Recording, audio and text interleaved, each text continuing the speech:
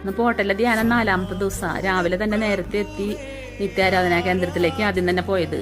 അവിടെ നിത്യാരാധന കേന്ദ്രം പുതുക്കി പണിത് നല്ല ഭംഗിയിലെല്ലാം ചെയ്തിട്ടുണ്ട്. AC ഹോളൊക്കെ വെച്ച് ആരാധനയൊക്കെ നന്നായി വെച്ചിട്ടുണ്ട്. നല്ല തിരക്കുണ്ട് ആരാധിക്കാനൊക്കെ. ഇന്നലെ ഞാൻ പോയപ്പോഴും നല്ല തിരക്കുണ്ടായിരുന്നു. അപ്പൊ ഇന്നും ചെല്ലുമ്പോൾ നല്ല തിരക്കായിരുന്നു. നല്ല ഭംഗിയിലൊക്കെ വെച്ചിട്ടുണ്ട്. ഒരുപാട് പേര് പ്രാർത്ഥിക്കാൻ വരുന്നുണ്ട്. നല്ല ഭംഗിയില് കാണാനായിട്ട്. ഇന്നിപ്പോ വീഡിയോ ചെയ്യണ്ടെന്ന് വിചാരിച്ചിരുന്നതാ.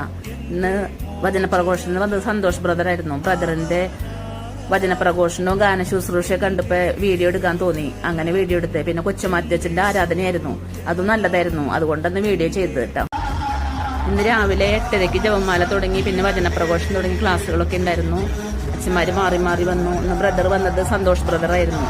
സന്തോഷ് ബ്രദറിന്റെ ക്ലാസ്സുകളും വചനപ്രഘോഷണവും ഗാന ശുശ്രൂഷയൊക്കെ നല്ലതായിരുന്നു.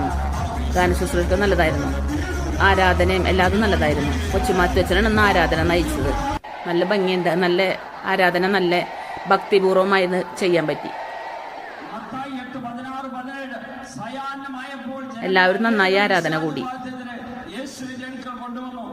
നല്ല ഭക്തിയോടെ എല്ലാവരും ആരാധന കൂടി. എല്ലാ രോഗികളെ സുഖപ്പെടുത്തുകയും ചെയ്തു. ഇത് യേശുവെ അറിയിച്ചത് പൂർത്തിയാകാനാണ്. കൊച്ചുമാത്യച്ഛനായിരുന്നു ആരാധനയ്ക്കുന്നു. പാപങ്ങളാണ് അവൻ ഏറ്റെടുത്തത്. എല്ലാവരും നല്ല കൈ ഉയർത്തി ഗാനങ്ങളൊക്കെ ആലപിച്ച് നന്നായി ചെയ്തു. നല്ല ആരാധനയായിരുന്നു.